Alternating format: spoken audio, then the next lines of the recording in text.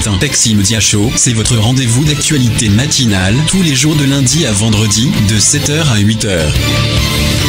Taxi Média Show, information, révélation, décryptage, tout ce qui fait la une est décortiqué par ceux qui font l'actualité. Taxi Média Show, c'est le meilleur taxi du matin.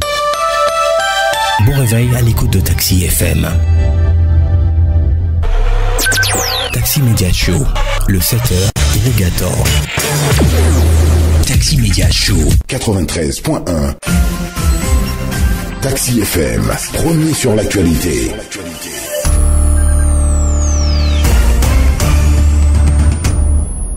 Madame, Monsieur, bonjour à tous. Nous sommes ravis de vous retrouver ce matin sur la radio Taxi FM Lomé. Nous émettons de la maison de la radio à Agbalepédo, non loin de la haute autorité de l'audiovisuel et de la communication. Taxi Média Show, c'est pour mieux comprendre l'actualité et être au parfum de certaines révélations de la presse papier chaque matin sur nos antennes. Taxi Média Show aujourd'hui, c'est mardi 28 novembre 2017. Il est 7h, presque 6 minutes à Blogame. Merci à vous aussi qui nous suivez à Togle Copé et au Camp GP. Bienvenue sur la Géniale. Jusqu'à 8h15, Taxi Média Show. Et dans les prochaines minutes, notre tour d'horizon traditionnel des rédactions. 4 rédactions à visiter ce matin. Le bi-hebdomadaire L'Alternative, l'hebdomadaire L'Indépendant Express, l'hebdomadaire Le Médium et l'hebdomadaire Vos Populi, la voix du peuple. Ce matin, nous vous donnerons de nouveau la parole comme c'est toujours le cas. Vous aurez à réagir sur l'actualité socio-politique de notre pays. Nous vous donnerons les détails dans quelques minutes. Sur Taxi FM, l'info roule. Et nous avons le premier, sinon le journal Liberté qui est dans les kiosques ce matin. Le confrère évoque l'OTR. Bientôt la fin du premier mandat de l'OTR. Les promesses sont-elles au rendez-vous? C'est l'interrogation du journal. Un bilan sans complaisance s'impose, ajoute notre confrère. Des conseils d'administration et de surveillance aux membres bizarres. Vous lirez l'article dans le journal à la page 4. Crise politique, situation à Sokodé, les tweets hypocrites et l'émotion sélective de Faure Gnassingbé. C'est ce que le confrère a écrit. Un groupe d'écrivains et d'auteurs du Togo adresse une lettre ouverte au chef de l'État. Vous pouvez le consulter donc dans le journal à la page 6. Malgré le déficit de personnel, le CHU Campus se sépare d'une trentaine d'infirmiers. Vous aurez plus d'éléments dans le journal Liberté. Et puis Wadies qui implante un guichet à Dakbame. Le confrère revient sur le sujet. La première rédaction au téléphone maintenant, c'est celle du journal Le Médium et le patron Credo Tété au téléphone. Credo, bonjour. Bonjour Eric. Merci de nous avoir rejoints et vous évoquez d'abord la politique avec les retombées du déplacement de Faure Gnassingbé à Sokodé, c'était le week-end dernier. De nouvelles mesures d'allègement ont été prises. Oui, effectivement, Eric, nous l'avons su hier à travers un communiqué du gouvernement, oui. Lu dans le journal télévisé sur la télévision nationale togolaise. Et l'essentiel de ce communiqué, c'est les nouvelles mesures d'allègement qui ont été prises par le gouvernement, notamment le retrait des forces de défense installées à Sokodé et la mise en place du plan Sentinelle comme à Lomé pour renforcer la surveillance des lieux publics et sécuriser les marchés. À la lecture de ce communiqué dont nous avons reçu copie, ces mesures d'apaisement viennent, selon le gouvernement, compléter la liste de celles qui ont été déjà prises le mois de novembre dernier, notamment la remise en liberté de 42 personnes interpellées, jugées et condamnées par diverses juridictions dans le cadre des manifestations violentes qui se sont déroulées depuis le 19 août 2017. Il faut également rappeler que ces nouvelles mesures d'allègement font suite à la visite du chef de l'État Faure Gnassingbé dans la ville de Sokodé le week-end dernier. Et il faut également retenir, Eric, que ces nouvelles mesures, selon toujours le gouvernement, font suite à l'entretien que le chef de l'État a eu avec les populations en vue de la normalisation des activités dans la ville de Sokodé et après le renforcement du dispositif sécuritaire mis en place suite aux violences occasionnées par les manifestants de la coalition des 14 partis politiques de l'opposition, violences qui se sont soldées par des pertes en vies humaines de civils et de militaires. D'accord, très bien. Écoutez, on lira l'article dans votre journal et vous parlez aussi de l'économie avec la 14e foire qui a été donc ouverte hier, officiellement, il faut le préciser. Et c'est parti, Credo, pour 14 jours de fête foraine à Lomé. Oui, effectivement, la 14e foire internationale de Lomé a été officiellement ouverte hier au centre des expositions et foires de Lomé en présence du Premier ministre, Monsieur Selom Komiklassou, et d'un parterre d'opérateurs économiques nationaux et étrangers. Donc il faut juste rappeler que cette 14e édition est placée sous le thème du numérique au service des affaires. Et c'est une édition qui fait donc la part belle aux technologies de l'information pour réveiller auprès des opérateurs économiques l'intérêt et la nécessité d'aller à cet outil qui leur permettrait de réaliser avec beaucoup plus de facilité des résultats efficients. D'accord. Et puis, ce fait que vous soulevez ce matin, le Premier ministre Klassou, dans ses œuvres, au lieu de s'attaquer aux problèmes des enseignants, le PM Klassou préfère papoter avec la Miss Togo 2017. Ça réveille votre attention un petit peu, là, on dirait. Oui, c'est ce que nous avons dit. En fait, l'audience en elle-même n'a rien de catastrophique, mais c'est plutôt l'occasion qui ne s'y prête pas, Eric. D'accord. En recevant en cette période la Miss Togo 2017, le Premier ministre Selom Klassou donne l'impression de celui qui n'a pas de priorité dans ses activités. Recevoir donc la Miss Togo pour un bilan saisonnier sur son mandat en cours n'est pas malheureusement la priorité de l'heure. Nous serions, Eric, contents que le Premier ministre prenne plutôt langue avec les responsables des syndicats des enseignants pour réfléchir aux mesures d'apaisement dans le milieu éducatif. Nous avions été sidérés en voyant la photo de l'audience où le Premier ministre Selom Klassou est pratiquement tombé sous le charme de la Miss Togo 2017, Mademoiselle Corneille Adédébi à Domayapo. Et nous rappelons que, en fait, la priorité n'est pas une audience avec la Miss Togo qui est revenue d'une tournée européenne et qui vient parler également de ses études, de ses projets. La priorité, c'est de s'impliquer rapidement à trouver des solutions aux problèmes des enseignants qui ont déjà commencé des grèves et qui promettent des grèves encore pour les jours prochains. Donc, en résumé, il est simplement étonnant et frustrant que son Excellence, Monsieur le Premier ministre, ait eu le temps précieux nécessaire pour recevoir, sourire aux lèvres, la Miss Togo 2017 de retour de sa tournée européenne au lieu de s'impliquer véritablement pour des solutions idoines aux problèmes posés par les enseignants. Lesquels problèmes ont encore perturbé les cours dans les établissements la semaine passée et perturberont également les cours selon les responsables syndicaux du corps enseignant dans quelques jours également. D'accord, très bien. Écoutez, on lira tous ces sujets dans votre journal Le Médium dans les kiosques ce matin. Vous évoquez pas mal de sujets. Bon voilà, donc on verra le reste dans le journal. Merci beaucoup, Credo Tété. Merci Eric, bonne journée. Allez, bonne journée à vous également. Merci. Taxi FM. Le monde en une radio. La seconde rédaction au téléphone maintenant avec nous, c'est celle du journal Vox Populi, la voix du peuple, avec le patron Wela Carrington au téléphone avec nous. Wela, bonjour. Bonjour, mon cher frère. Allez, merci de nous avoir rejoints. Tout à l'heure, Credo évoquait donc le sujet des enseignants. Vous aussi, vous en parlez un petit peu. 18 jours de grève sur les 58 jours de cours depuis la rentrée 2017. Et votre interrogation, que deviendra l'enfant du pauvre inscrit dans l'école publique? Voilà. Tout à fait, mon cher frère Eric. Et depuis la rentrée, depuis le début de cette année, on constate que si on fait les décomptes, ça fait 58 jours que nos enfants, nos frères devaient avoir cours dans l'école publique, bien sûr. Et depuis lors, on constate que il y a eu déjà 18 jours de grève sur les 58 jours de cours. Donc vous voyez déjà la perte au niveau scolaire que nous avons, c'est-à-dire que les enfants ne sont pas restent le plus souvent à la maison, donc ne sont pas formés comme il le faut. Oui. Et donc, il faut comprendre que si nous devons revoir qui vit cette situation, qui est victime de cette situation, ce sont les enfants des pauvres. Parce que c'est les pauvres qui s'inscrivent aujourd'hui à l'école publique. Les riches sont toujours dans les écoles privées ou même à l'extérieur. Donc nous disons, les dirigeants, la plupart, ils n'ont pas les enfants, leurs enfants ne sont pas ici. Et ils sont à l'extérieur, oui. Soit ils sont à l'école privée, et c'est les enfants des pauvres qui vivent cette situation. On ne sait pas si c'est la raison pour laquelle les gens le font sciemment, sans régler le problème des enseignants. Sinon, je crois que c'est possible de le régler. Si on voulait le régler, on ne serait pas arrivé aujourd'hui.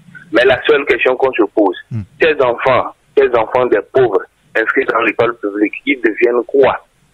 Est-ce qu'on n'est pas en train de former on n'est pas en train de former des gens dangereux, parce que quelqu'un qui est mal formé devient dangereux. Et vraiment, c'est une situation que le gouvernement doit prendre en main pour sauver les enfants des pauvres surtout. D'accord, très bien. Bah, écoutez, on espère un règlement de ce problème-là que tout à l'heure également Credo évoquait.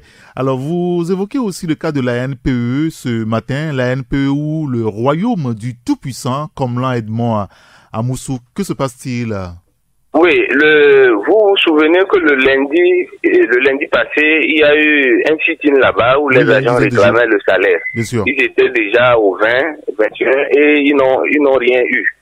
Et, en fait, si on parle de royaume, c'est parce que dans cette institution que nous avons considérée noble, parce que c'est le problème de l'emploi aujourd'hui qui gêne le jeune Togolais.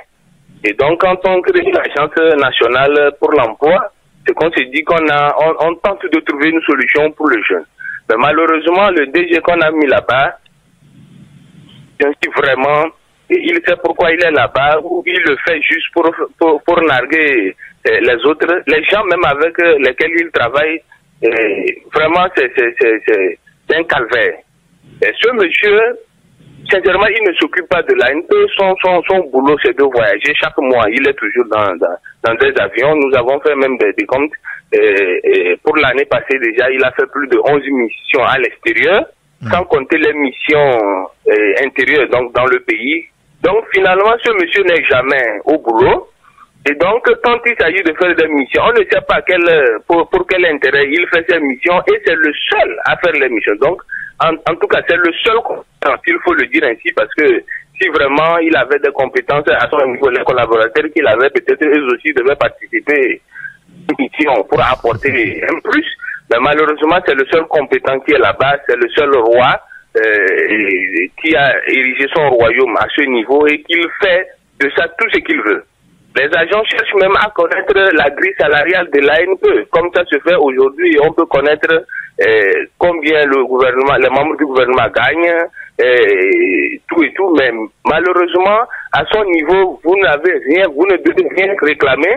Et bon, vous vivez comme ça, c'est juste comme des gens qu'on a balancés dans une forêt qui se débrouillent, qui ne doivent même pas poser de questions. Le jour même du sit-in, je vous dis, ce monsieur était encore en train de se préparer. Quand les gens étaient dehors, il se préparait pour l'avion et il est aussi parti. Il s'est même inquiété, qu'est-ce que ces gens-là, c'est comme on dit, bon, le chien à boire. Donc il est passé, les enfants étaient là, les jeunes étaient là en train de chercher à leur DG, écouter, mais qu'est-ce qui se passe avec nos salaires? Il s'est préparé, il allait prendre tranquillement son avion. Voilà comment ça se passe. Il y a vraiment une situation là-bas avec le recrutement, parce que ils ont créé même une manière pour escroquer les gens. Vous devez payer même pour avoir des emplois, et nous allons sortir ça bientôt aussi. D'accord. Bon, très bien. Bah, écoutez, on lira cela avec plaisir. Outre le cas de la NPE que vous soulevez ce matin, où là vous parlez aussi de la LCT. Et vous nous informez que 500 000 francs CFA pour avoir un emploi, c'est sur ce côté-là, usage de faux documents à la LCT, bien sûr. Alors, que devient finalement la société d'esclavage de la belle-sœur du DRH, Sassou et Clou?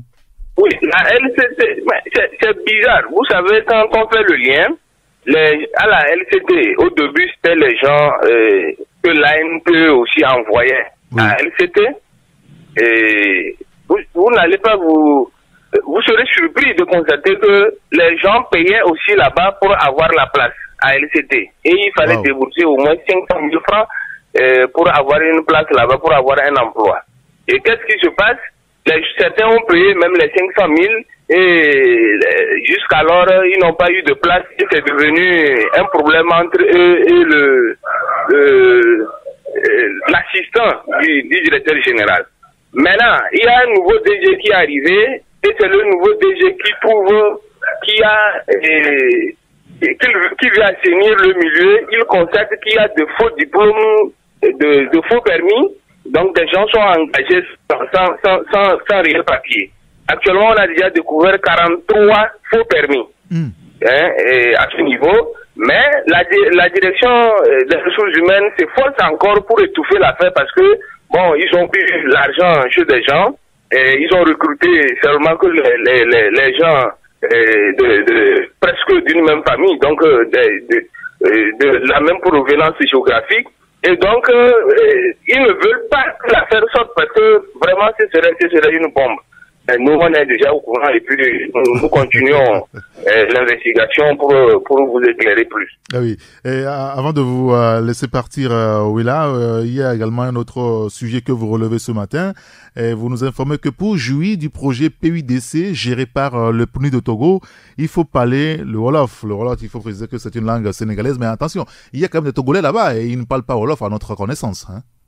Ah, mon frère, ce qui est triste si nous parlons du PUDC, c'est que le PUDC, c'est un programme qui a pour vocation d'aider les pauvres, les couches vulnérables. Oui. Et vous n'êtes pas sans savoir qu'au Togo, il y a 43,3% de Togolais qui sont analphabètes.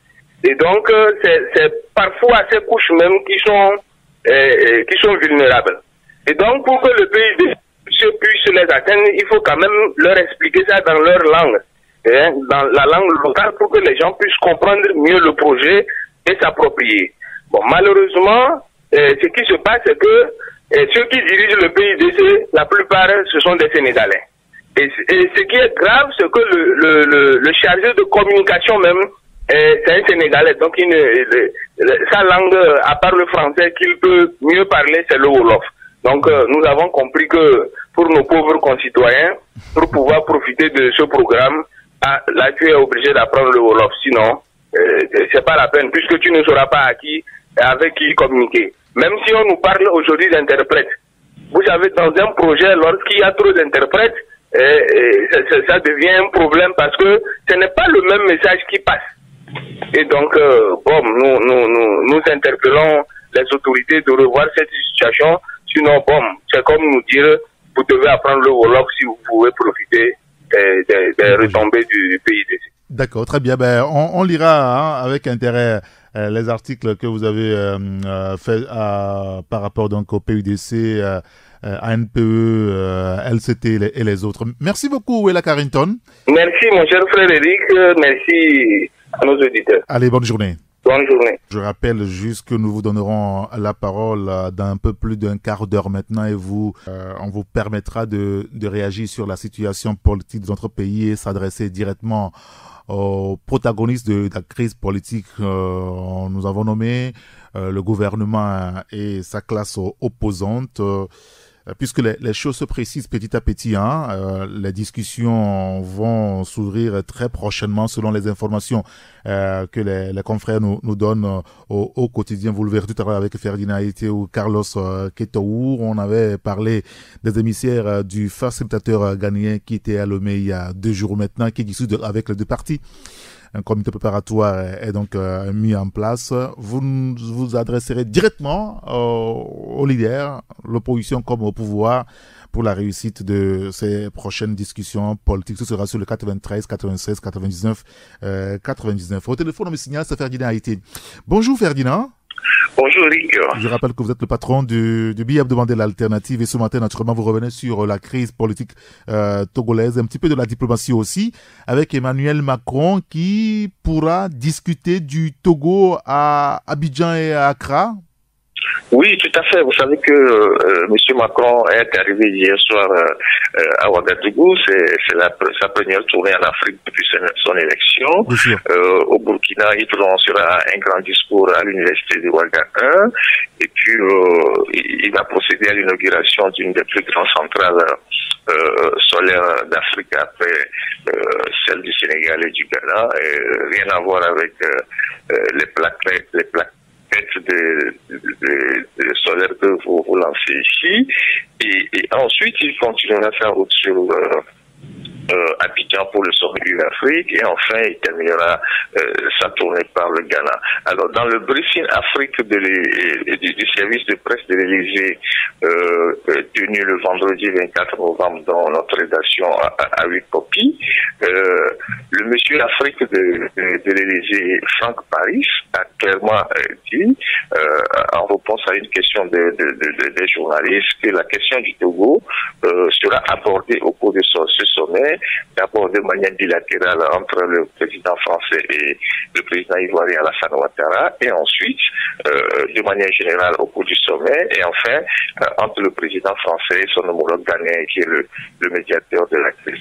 Dans ce briefing presse de l'Élysée dont nous avons copié, et je disais tout à l'heure, il n'est pas exclu, ce n'est pas dit expressement, mais à une question d'un journaliste, le responsable Afrique de l'Élysée a dit il n'est pas exclu que le président Macron puisse rencontrer son homologue togolais en marge de ce sommet. Donc pour eux, la question du Togo est une question assez importante, et qu'au cours de cette tournée rapide du président français, elle sera abordée avec plusieurs chefs d'État afin que le Togo puisse vraiment sortir rapidement de la crise.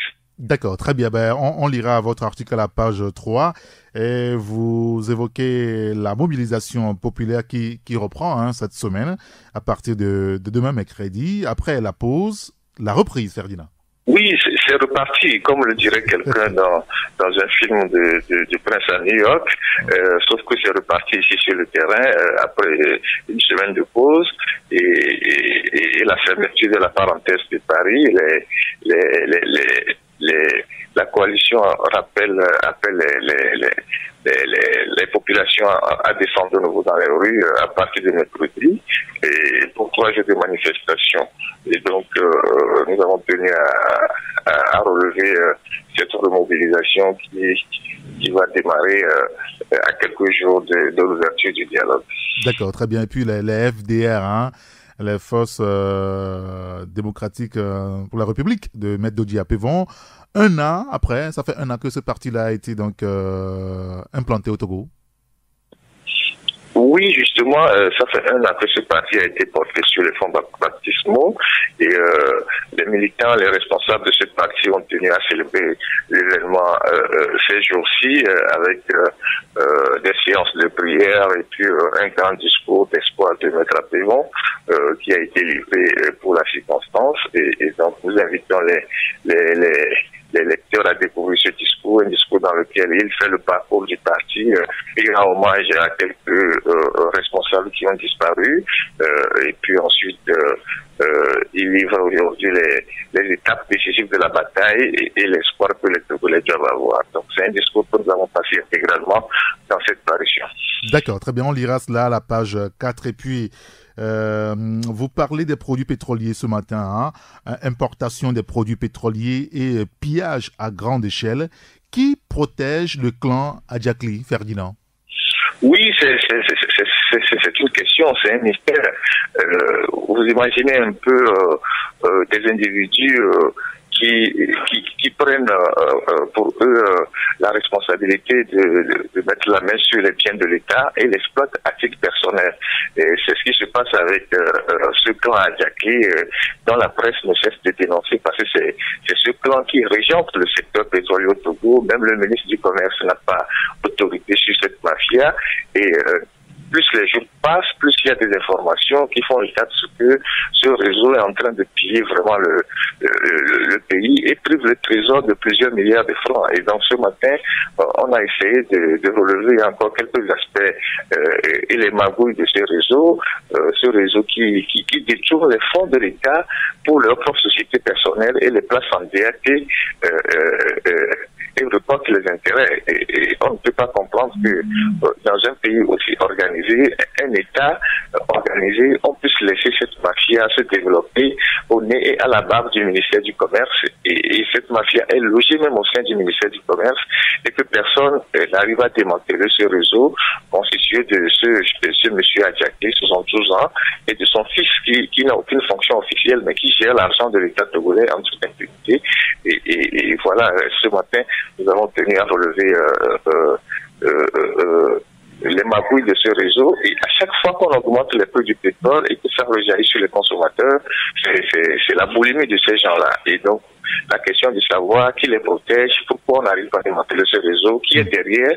Et donc, c'est une première partie des investigations que nous sommes en train de faire et qu'on va poursuivre avec le temps. D'accord, très bien. Écoutez, nous, on prendra le plaisir de lire tout cela.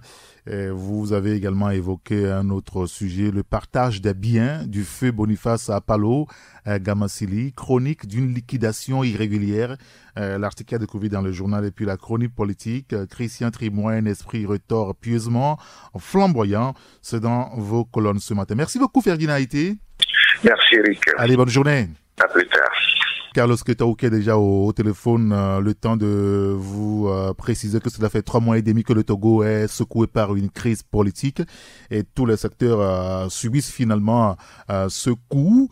Pendant qu'on annonce les prochaines discussions, puisque nous savons que les émissaires du président ghanéen sont à l'eau depuis quelques jours maintenant où ils discutent avec les protagonistes de la crise, quel message voudrez-vous adresser directement aux partis au pouvoir et à l'opposition? Vous nous appellerez dans une dizaine de minutes sur le 93 96 99 99. Carlos au téléphone. Carlos, bonjour.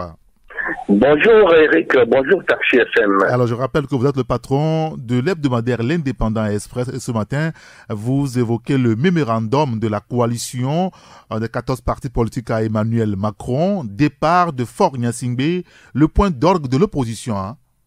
Oui, contrairement à ce que les gens pensent sur le voyage de la coalition, notamment de M. Jean-Pierre Fabre, de Tipia Kadam et de Gita Diamadbo, après pour rencontrer Alpha Condé, le mémorandum remis aux médiateurs et notamment à Macron et aux représentations diplomatiques est assez clair et assez bien fixé sur l'objectif de la coalition, sur cette crise dans le développement de ce document de près de 30 pages. Il a été question forcément de la question de la transition, et une transition qui va voir Faure Gnassingbé partir, et une transition qui va être dirigée par une certaine personnalité neutre, parce que le mémorandum a un peu décrit la démission et l'obstinence, du moins le refus du pouvoir Faure Gnassingbé par rapport à toutes les promesses en matière de réforme politique, en matière de gestion du pays, et surtout sur la question des exactions depuis l'arrivée au pouvoir de Faure Gnassingbé sur les populations togolaises. Donc face à toute cette situation, on voit que le pouvoir de Faure Gnassingbé a démissionné face à la gestion du pays, face au respect des engagements politiques et face au respect des droits fondamentaux des populations. Alors pour essayer d'apaiser la population et répondre aux préoccupations d'une population qui est largement dans la rue, qui proteste aujourd'hui contre le pouvoir, il faut que le président Faure Gnassingbé, quitte et puisse permettre au pouvoir ou au Togo de vivre une transition politique qui puisse permettre d'arriver à une certaine alternance avec l'organisation des prochaines élections. Et c'est pourquoi vous avez, dans la foulée, il a été consulté certaines personnalités, notamment François Silaboko, qui est l'ancien ministre de l'Intérieur, qui a eu à tirer la sonnette d'alarme en 2005 face au bain de sang qui avait été organisé par le pouvoir à la session de Faria-Simbi au pouvoir, et également par Pascal Akouslelo Bodjola, qui aussi a été consulté pour un peu se prononcer ou voir un peu dans quelle mesure il faut trouver des issues favorables, des issues pragmatiques et des issues optimales à la situation que vit le Togo actuellement. Oui. Donc voilà un peu le mémorandum. Il y a aussi d'autres affaires de ce mémorandum. Nous avons essayé de décrypter le mémorandum remis au médiateur, au chef d'État Alpha Condé, aux représentations diplomatiques, mais également au président français Macron sur les issues à la crise togolaise. D'accord, très bien. Écoutez, on lira l'article dans votre journal, la page 3 et la page 4, puisque vous évoquez le dialogue aussi en vue, la médiation pour ce dialogue. Les choses sérieuses ont débuté hier, c'est ça, Carlos? Oui, hier, il y a le médiateur ghanéen qui a encore envoyé son émissaire, le ministre qui avait déjà reçu la passe politique, du moins l'opposition. Il était encore hier à l'hôtel du 2 février pour rencontrer les acteurs, notamment l'opposition, et baliser véritablement le terrain. Donc hier, concrètement, des discussions ont porté sur la mise en place du dispositif qui puisse permettre de relancer ou d'engager véritablement le dialogue. Ça veut dire que les choses sérieuses ont commencé depuis hier. Aujourd'hui encore, il y a le médiateur guinéen Alpha Condé qui aussi envoie son représentant pour discuter et voir concrètement quel jour le dialogue politique va commencer entre les protagonistes de la crise togolaise. Et nous, on donnera la parole à nos auditeurs tout à l'heure pour réagir justement sur ces questions, les discussions politiques. Une question de jour maintenant. Quel message voulez-vous adresser aux protagonistes de la crise politique? Ce sera sur le 93, 96, 99, 99. Alors, Carlos, je reviens à vous. Dans vos colonnes, vous parlez d'hypocrisie, de fourberie et de raillerie. Finalement, Sokodé ou la consécration d'une comédie mortifère nommée Faria-Simbi, c'est ça? Oui, depuis le 19 août, on semble voir le président togolais dormir dans un folklore mortifère. Nous disons mortifère parce que vous avez compris que depuis le déclenchement de la crise togolaise avec les manifestations le 19 août, le chef de l'État s'est terré dans un silence spulcral. Il ne semble pas se prononcer sur les exactions, sur les tueries, sur les pressions infligées aux populations togolaises qui manifestaient.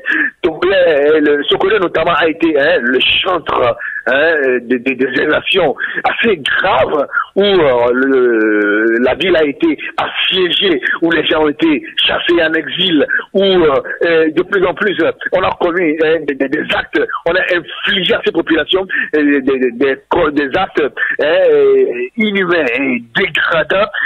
Les militaires ont pris d'assaut une ville parce que c'était la ville qui était au centre des contestations et au centre des mouvements.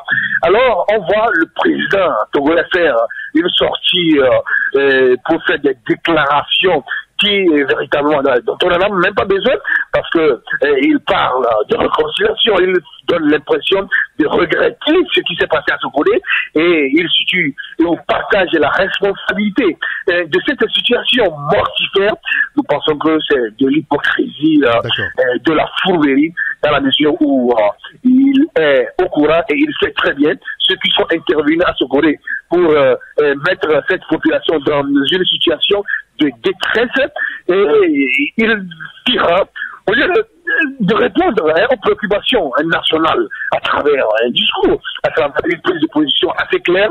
On tue et puis on débarque pour parler de réconciliation, pour parler de partage de responsabilités.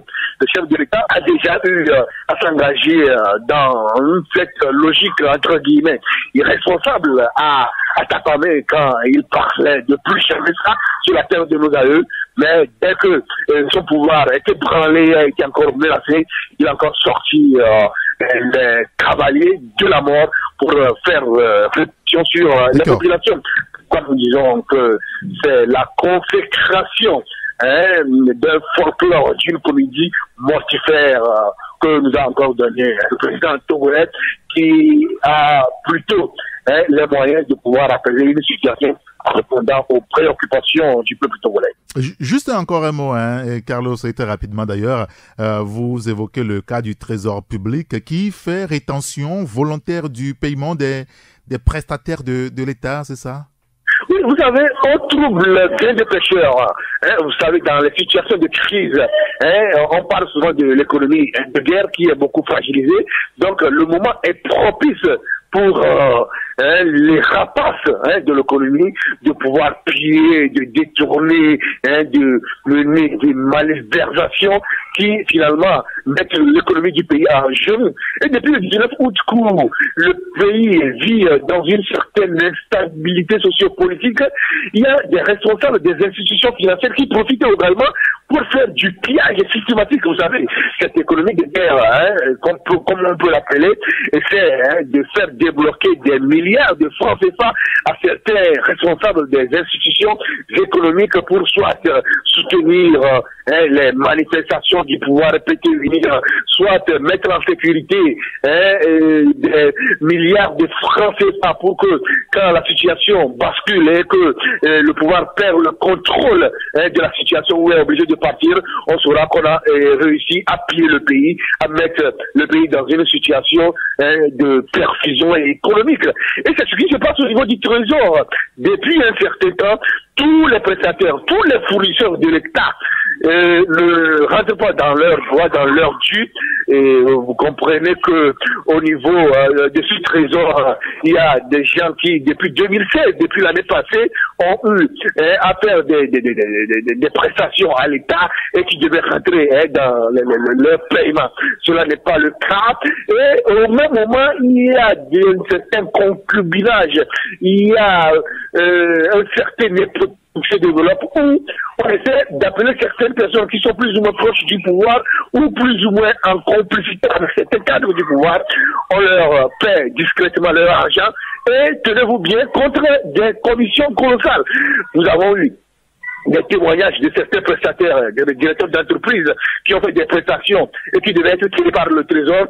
Et 50 millions de francs CFA, et on leur dit que bon voilà, si on réussit à débloquer la situation, que vous avez votre argent, alors nous allons prendre de 5 millions dedans, parfois même 10 millions. Cela va dans une situation de détresse au niveau des chefs d'entreprise qui aujourd'hui tirent le diable par la queue. Il y a certains qui pensent même que ces fonds vont être assignés à la dette intérieure et cela risque de créer de véritables problèmes à ces directeurs d'entreprise qui ont eu tout simplement à faire des fournitures, à faire des livraisons à l'État togolais. Donc cette économie de guerre, comme on l'appelle, devrait permettre de soutenir le pouvoir dans toutes ces manipulations qu'il ne cesse de mener depuis que la crise du 19 août a déclenché. Et on lira l'article dans votre journal L'Indépendant Express dans les kiosques ce matin. Merci beaucoup Carlos Quetaou.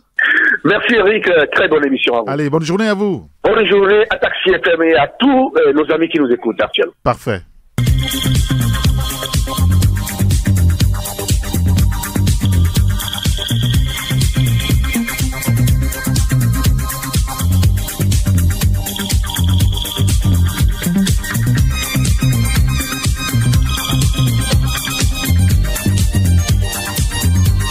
Et voilà, voilà donc les journaux qui sont dans les kiosques ce matin. En tout cas pour ceux que nous avons avec nous et les confrères qui ont accepté d'être au téléphone avec nous ce matin. Le journal La Voix du Peuple, le Médium, l'Indépendant Express, le Quotidien Liberté et le billet hebdomadaire L'Alternative. Bon réveil à l'écoute de Taxi FM. Ok, voyons ça de plus près. C'est très coloré. Et surtout varié aussi. Pas mal. Hé Mike, pas touche là. Cette corbeille, elle est pas pour toi. Elle est pour mes auditeurs et tu le sais. Oui, c'est bon, je le sais. Bon, la corbeille de Diane, c'est le nouveau rendez-vous sur Taxi FM avec Diane. La corbeille de Diane. La corbeille de Diane, c'est le nouveau rendez-vous sur Taxi FM avec Diane. Tout le lundi, mardi et jeudi, 13h30 à 15h. Portrait, Projecteur, vue de l'extérieur, les bons plans, parfums de femmes, astuces, santé et les infos tous azimuts. La corbeille de Diane, c'est le fourre-tout de l'info. Et les plus belles chansons de vos légendes entre 13h30 et 15h sur Taxi FM. Une nouvelle émission à la rentrée sur Taxi FM. Droit et justice, c'est le quotidien de la justice au Togo. La situation des droits de l'homme, les domaines d'intervention des avocats, les missions du juge, les contentieux administratifs, etc. Droit et justice, c'est avec des chroniques sur les arcanes du palais tous les mardis de 16h à 17h avec Hugues Vigneault-Atikbo. Profil et perspectives sur Taxi FM. Vous êtes entrepreneur, responsable d'association, syndicat, star ou opérateur dans tous les domaines, Radio Taxi FM allume ses phares sur vous. Pour vous découvrir davantage. Profil et perspectives. Conception et présentation, Jean-Marie Leblanc. Chaque mardi, 15h-16h. Avec Eric Gator, ici c'est différent. Taxi Media Show est une émission d'information dans laquelle interviennent en direct les acteurs qui font l'actualité. Taxi Media Show. L'antenne est à vous à partir de cet instant sur le 93, 96, 99, 99. Cela fait 3 mois et demi que le Togo est secoué par une crise politique et tout le secteur aujourd'hui subissent le coup de cet enlisement de la crise. Depuis dimanche soir, des envoyés du facilitateur ghanéen séjournent à Lomé pour finaliser les points à discuter lors des prochaines discussions politiques. Les discussions politiques, une question de jour. Désormais, nous renseigne-t-on. Quel message voulez-vous adresser directement aux protagonistes de cette crise politique au Togo? Vous nous appelez sur le 93, 96, 99, 99. Nous avons notre premier auditeur au bout du fil. Allô? Et allô, bonjour monsieur Eric. Oui, bonjour mon grand citoyen d'État. Comment allez-vous? C'est monsieur à côté de Akwaresewa. Monsieur à côté, nous vous écoutons. Ok. Je voudrais demander au président français Emmanuel Macron, je dis à notre président Fort Ressorgina Onyasigbe que nous sommes au 21e siècle et que la gouvernance doit respecter les règles de ce 21e siècle-là. Je voudrais dire, tout faire pour se maintenir au pouvoir, c'est déjà révolu. On ne doit pas assister à ce genre de choses dans ce 21e siècle. Donc nous demandons à Emmanuel Macron de tout faire pour convaincre notre président Fort Ressorgina Onyasigbe de laisser le pouvoir en 2020. Merci beaucoup. Très bien, à côté on a compris c'est ce que vous pensez. Merci quand même de nous avoir appelé le 93, 96, 99, 99. Nous sommes sur Radio Taxi FM Lomé. Ce matin, nous vous demandons de vous adresser directement aux protagonistes de la crise politique au Togo, puisque la discussion politique s'ouvre très bientôt. On nous renseigne que c'est une question de jour maintenant. Quel est votre message? 93, 96, 99, 99. Allô? Oui, bonjour. Bonjour. Eric, comment vous allez? Je vais très bien, merci beaucoup. C'est monsieur? Monsieur Paul. Monsieur Paul, nous vous écoutons. Et je pense que nous sommes en train de nous préparer à assister à un énième dialogue. Et nous espérons qu'ils vont en tant que Togolais. Je crois que c'est le but des Togolais que... Paul, oui. Nous avons du mal à vous écouter. Si vous pouvez parler distinctement. Oui, je disais que nous sommes en train de nous préparer à assister à un énième dialogue au Togo. Et allô? Oui, si, allez-y, nous vous écoutons. C'est parfait maintenant. Oui, on espère vivement que ce ne serait pas un dialogue géant qui accouchera à nouveau d'une souris, parce que moi, mon message irait principalement au régime en place, parce que c'est au régime de prendre les plus grandes dispositions aujourd'hui pour qu'il y ait vraiment apaisement, pour que les décisions qui seront prises soient vraiment et effectivement prises en compte. Donc je crois que le tout n'est pas de savoir qui est le médiateur, le tout n'est pas de savoir quand est-ce que le dialogue démarre. L'important, c'est de savoir que ce dialogue-là, les décisions qui seront prises soient vraiment respectées par le président de la République. La volonté et la sincérité des acteurs. Voilà. Parce que l'opposition n'est pas au pouvoir. L'opposition a posé juste des conditions de par ce que le peuple demande. Mais c'est au pouvoir en place de donner les gages d'une bonne... d'une volonté à vouloir changer, à vouloir faire bouger les lignes, quoi. Et sincèrement, je pense aussi que moi, personnellement, je suis un peu sceptique par rapport à ce dialogue, parce que je me dis, tout autour et sur le terrain, on ne sent pas cela venir, parce qu'il y a toujours des gens qui sont en prison. Les gens ont toujours peur, donc du coup, le président de la République a encore du chemin devant pour que ce dialogue soit effectif et pris en compte. Parfait. Paul, merci de nous avoir appelés. Merci et passez une excellente journée. Quel message voulez-vous adresser aux protagonistes de la crise politique au Togo? Vous nous appelez sur le 93 96 99 99. Allô? Allô, bonjour Eric. Bonjour, mon grand citoyen d'État. Koulani? Oui, c'est M. Koulani, j'appelle d'abord. Nous vous écoutons, M. Koulani. Oui. D'abord, vous savez quel conseil il faut les donner? C'est des gaillards. Hein? Seulement ce qui nous énerve, c'est quand nos politiciens se déplacent et pour chercher des solutions sur le continent des Blancs. C'est ce qui nous embête. Au XXIe siècle, nous avons mis à l'école, c'est notre pays, c'est notre nation. Et on ne peut pas s'asseoir pour réfléchir. Hein? Et le bien de notre peuple. Hein, c'est pas pour nos intérêts personnels et il faut se déplacer. Oui, si le Ghanéen, on accepte, mais quand on parle de Français, ce jeune homme-là, hein, qui est né au moment où on votait la Constitution, il n'avait même pas l'âge de voter. Vous voulez parler d'Emmanuel Macron? Oui. Hein, un jeune homme, mais c'est lui le président de la France. Oui, il est le président de la France, pas le président des Africains. Ni le président du Togo.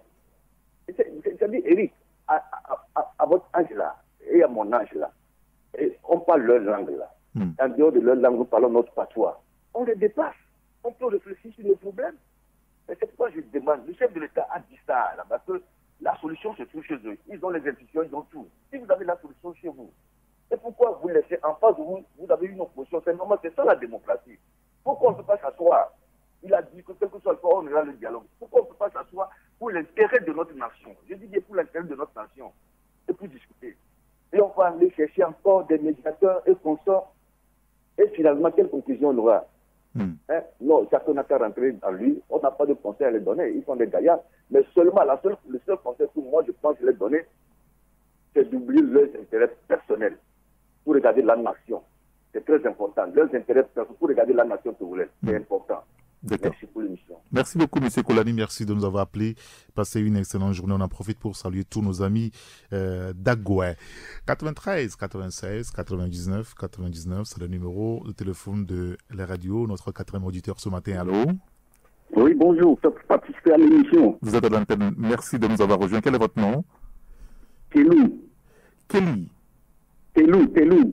Ah, d'accord, très bien. Excusez-moi. Nous vous écoutons, M. Kelly. J'appelle d'Agoué. Très bien, nous vous écoutons. Oui, bon, à mon avis, tout ce qui se passe au Togo, c'est l'armée. Donc, pour cette discussion, l'armée doit être autour de la table. Tous les Togolais savent que ce pays, c'est l'armée le problème. Donc, cette discussion, l'armée doit être autour de la table également. Il ne faut pas que l'opposition plus le gouvernement aille s'asseoir et puis on dit que c'est fini. Ce n'est pas vrai, c'est l'armée. Alors, vous estimez qu'en dehors du gouvernement togolais de l'opposition, l'armée aussi doit être autour de la table. Voilà. Alors, quel est le message que vous adressez à ces trois entités-là aujourd'hui? Ah ben oui, ils n'ont qu'à œuvrer pour la bonne marche de ce pays. D'accord. Très bien. S'entendre. D'accord. Très bien. Monsieur Telly, on a compris l'essentiel de votre pensée. Merci quand même de nous avoir appelé ce matin. Merci à vous. 93, 96, 99, 99.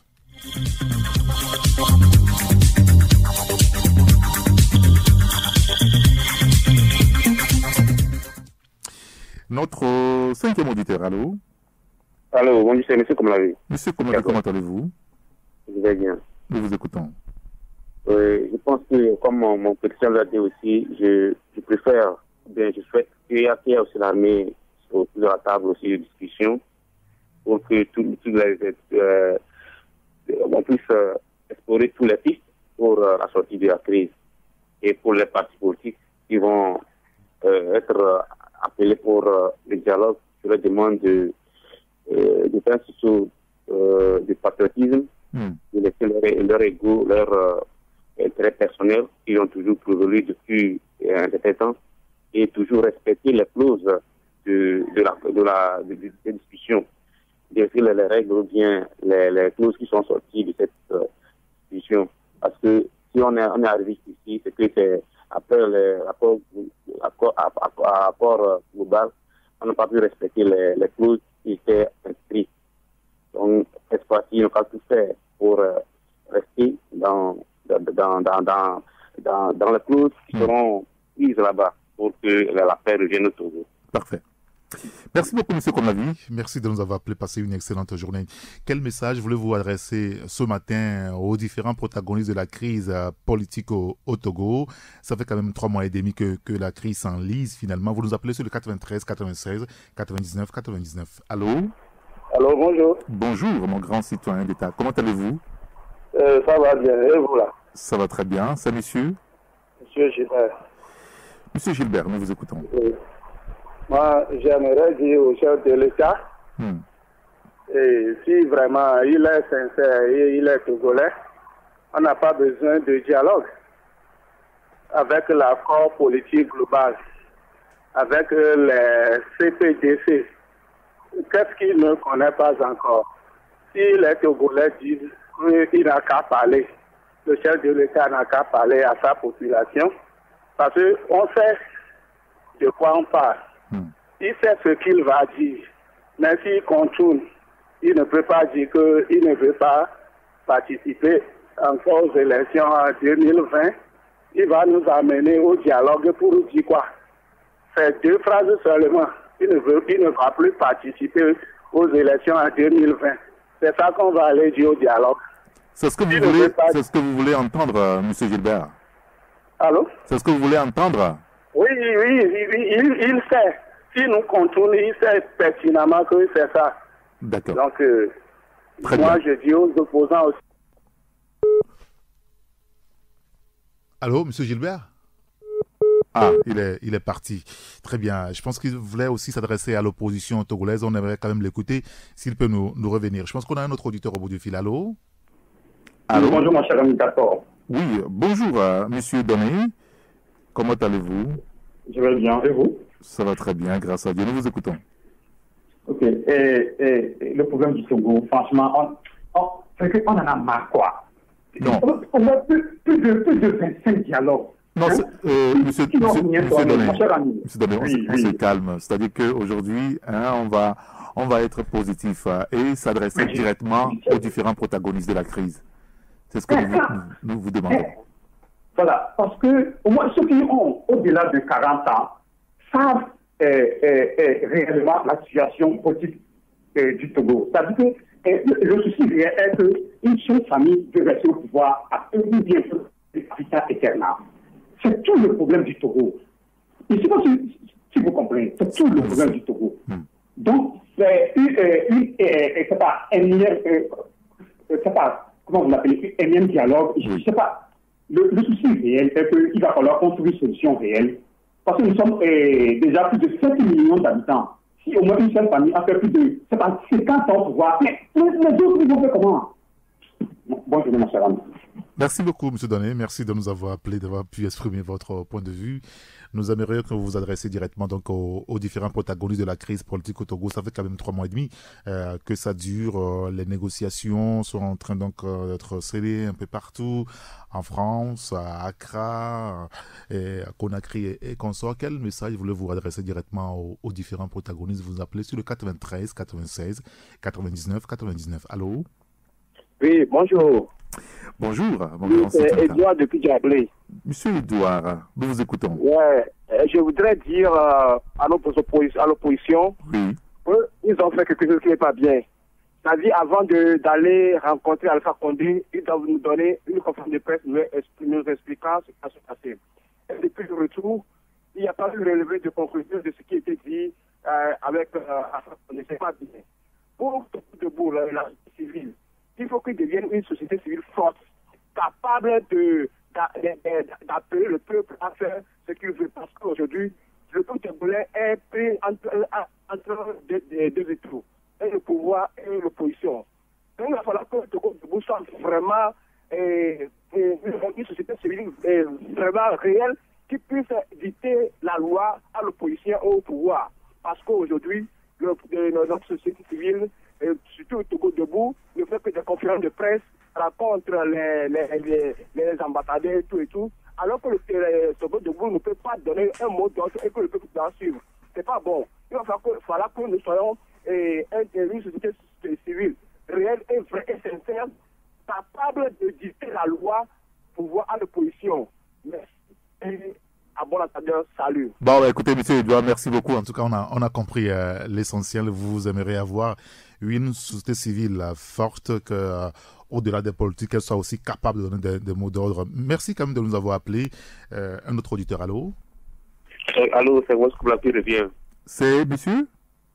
Koumlapi qui revient. Monsieur Koumlapi, oui, si, vous avez oublié quelque chose?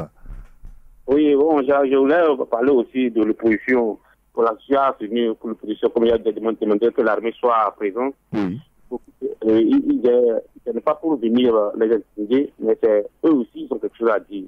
Donc l'opposition, on sait que vraiment l'opposition, c'est eux qui ont commencé à faire des manipulations et aujourd'hui, le dialogue s'impose pour nous. Ils n'ont qu'à vraiment mettre de l'eau dans leur vin et vraiment savoir que nous sommes tous les Togolais et faire des lois pour l'avenir et non pas toujours pour aujourd'hui. Donc c'est ça que je voulais demander à l'opposition. Ils ont déjà fait le bon boulot. Ici, les pays limitrophes de nous aider. Ils n'ont pas profité de cette occasion pour ne pas capoter comme les dialogues que nous avons fait par le passé et respecter surtout ce qui va sortir de ce dialogue pour que vraiment la paix revienne dans notre pays. Nous avons besoin pour le développement. Il y a la parole pour bien faire. Le chef de l'État, il a compris et il a commencé à faire les actes pour l'apaisement. Il a déjà sorti vraiment. Ça m'a beaucoup aimé, j'ai beaucoup aimé, j'ai beaucoup apprécié que l'opposition aussi fasse un pas vers la paix. D'accord, très bien. Merci beaucoup, monsieur Koulmavi. Merci de nous avoir rappelé. 93, 96, 99, 99. Quel message voulez-vous adresser aux protagonistes de la crise? Allô? Oui, bonjour. Allô? Oui, bonjour. Bonjour.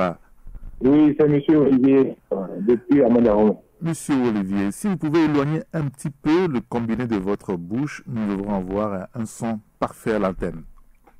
Ok, je voudrais vraiment féliciter les politiciens et le parti au pouvoir et l'opposition pour le point que nous avons au Togo alors pour faire le dialogue.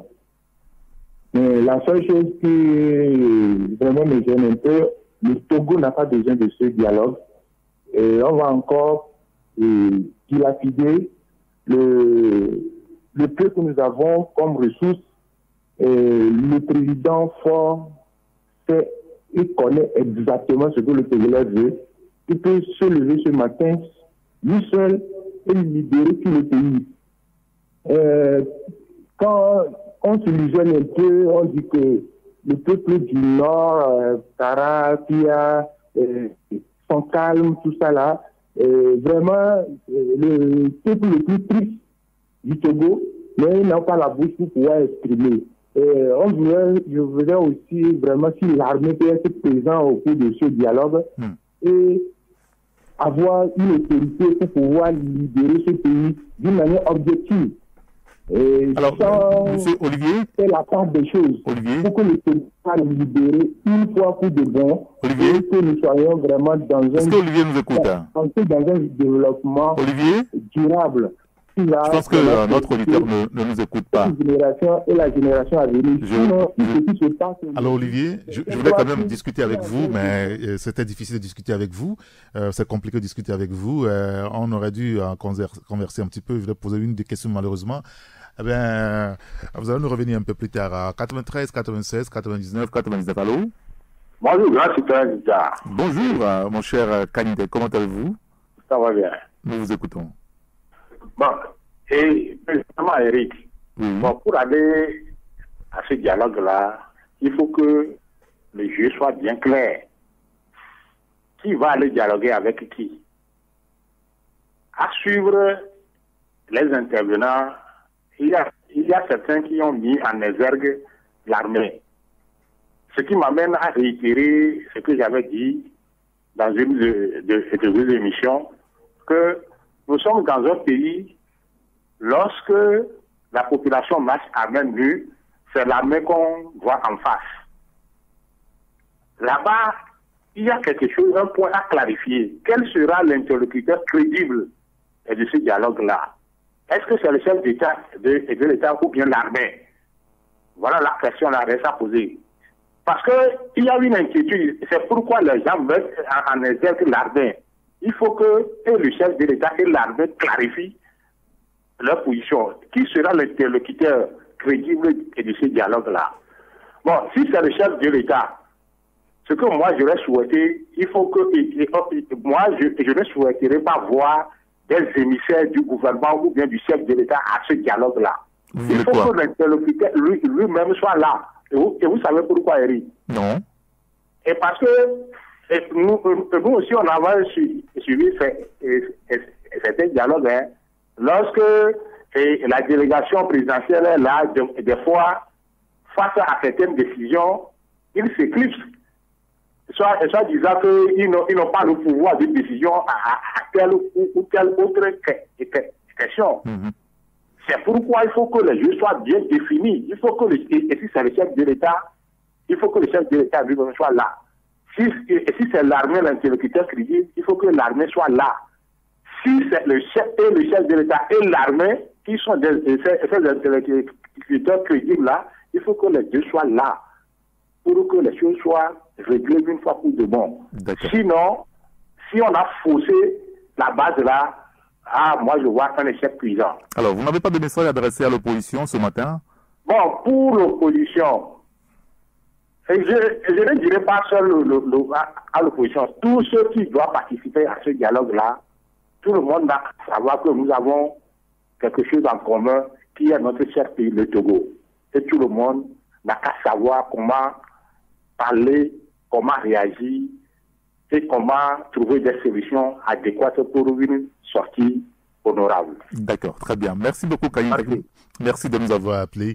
Nous avons encore 4 minutes à passer ensemble à l'antenne. Vous continuez par nous appeler sur le 93 96 99 99. Quel est votre message? Quel message voulez-vous adresser aux différents protagonistes de la crise politique au Togo?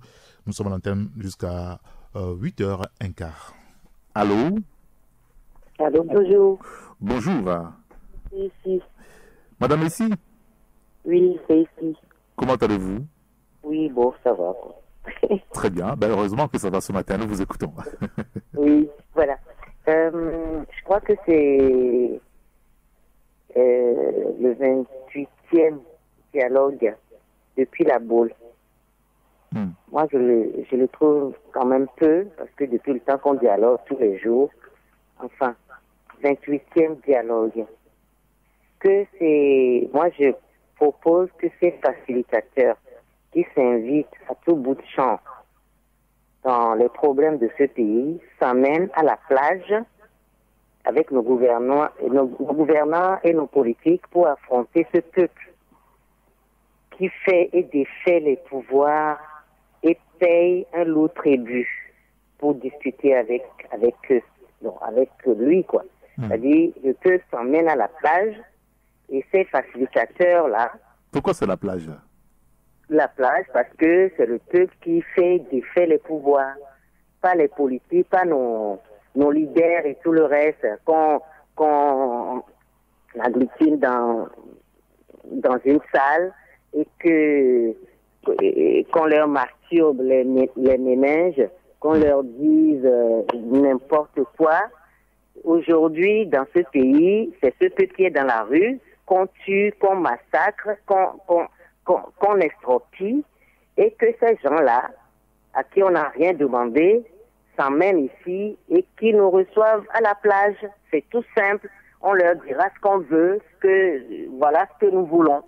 Bon, vous savez que nulle part ça ne se passe pas comme ça, quand même, d'ici. Ah oui, mais nous, on va innover dans ce pays parce qu'il y en a ras-le-bol. On va innover dans ce pays. D'accord, très bien, on a compris. Et puis les votes, maintenant, les élections. Donc, moi, je proposerais qu'on supprime même les élections en Afrique, hein, les élections présidentielles, tout ça, ça n'a plus de sens. Ou s'il doit y avoir élection, on procédera de la même façon à l'antique et les gens se mettront en rang devant chaque candidat, voilà. D'accord. Pendant 58 tours. Et puis ça sera fait. Regardez chez Yaya Jammeh là. Je crois que lui, il a instauré un truc à la vie. Oui. Et tout le reste. On fera la même chose. On ira voter devant chaque candidat à la plage. Et ça sera fait. Et puis, je vais rajouter, ça c'est dit, Coq-à-l'âne. Je regarde l'investiture au Kenya. C'est ridicule et triste d'offrir ce tableau juvénile et gangster au monde et aux Blancs tout le temps. C'est triste, quoi. Il se pavane qu'il a investi. Non, mais c'est fou. Merci, bonne journée. Merci de nous avoir appelé, Madame Messi. On a compris l'essentiel. Merci beaucoup. Est-ce qu'on peut encore prendre notre dernier auditeur? Très bien. Le 93, 96, 99, 99, notre 12e auditeur ce matin. Allô? Bonjour, monsieur. Oui, bonjour. Non, moi, ce que je voudrais dire à nos politiciens. Est-ce que... allô? Oui, est-ce que vous pouvez diminuer un petit peu le volume de votre poste récepteur? Oui, d'accord. Très bien. C'est monsieur? Oui, je dis ce que je voudrais dire. Oui, quel est votre nom d'abord? Votre nom d'abord? C'est Issa. Monsieur Issa, très bien, nous vous écoutons. Oui, je dis ce que je voudrais dire à nos politiciens. Oui. C'est qu'ils sachent que le peuple est toujours victime. Donc, ils n'ont qu'à pleurer pour nous. Tous ceux qui parlent à notre nom, ce n'est pas ce que nous disons. Donc, moi, ce que je veux leur dire, ce n'est pas affaire de famille, ni affaire de quoi que ce soit. 50 ans, je pense qu'il y a des gens au Togo qui ont contribué à ce que cette famille soit à 50 ans. Aujourd'hui, qui va accuser qui? Nous sommes tous victimes et nous sommes tous coupables. Donc, moi, j'aimerais qu'ils fassent tout, refaire une autre constitution, et tous partir à zéro, et le peuple décidera enfin. D'accord. Au lieu d'être trapassés et de vouloir leur intérêt personnel. Merci, monsieur. Et surtout, ce que je vais ajouter, je vous en prie, que tout le monde m'écoute et essaie d'analyser. Notre hymne, vraiment, nous mène à une lutte et à des morts que nous ne comprenons pas. Depuis l'instauration de cette hymne-là, en 90, depuis ce temps, on n'est jamais libre au Togo. J'aimerais qu'on y pense et savoir quoi faire. D'accord. Après Olympio, on a changé une hymne et que l'hymne là, qui nous dit de bannir la violence et la haine, ça a fait que nous étions tous ensemble jusqu'à 90. La démocratie est venue nous troubler les mémoires et voilà, on est tombé maintenant. Aujourd'hui, on te dit, voilà, tu es d'ici et de là. Vous voyez, tout est gâté. Donc, il faut qu'ils le repartent tous à zéro. D'accord. Et le peuple va vivre en paix. L'armée, il faut qu'ils invitent l'armée aussi à la discussion. Merci, monsieur. Monsieur Issa, merci de nous avoir appelé. On a compris le fond de votre pensée. Merci beaucoup. Et nous remercions tous ceux qui nous ont appelés ce matin. Monsieur Issa, Madame Essie, Monsieur Kanidek, Olivier, Edouard, Monsieur Donné, Gilbert, Comme la vie, Monsieur Telly, Monsieur Kolani, Monsieur Paul, Monsieur à côté qui a été le tout premier à nous appeler ce matin. Merci à vous d'être toujours fidèle à la radio Taxi FM Lomé. Juste après nous, vous retrouverez Emmanuel à Fagnagbe, le plus restant de la maison. À 9h, la salle de rédaction vous retrouve pour le bulletin d'information. Moi, je vous retrouve à 11h avec mes confrères pour revenir sur le sujet de l'actualité socio-politique de notre pays. Merci à Adja Prosper qui a assuré la coordination technique. Appelez-moi Eric Gator. À très bientôt. Au revoir. 10, 9, 8, 7, 6, 5, 4, 3, 2, 1. Vous écoutez Taxi FM, musique, sport, information. Toutes vos passions sont forcément sur Taxi FM.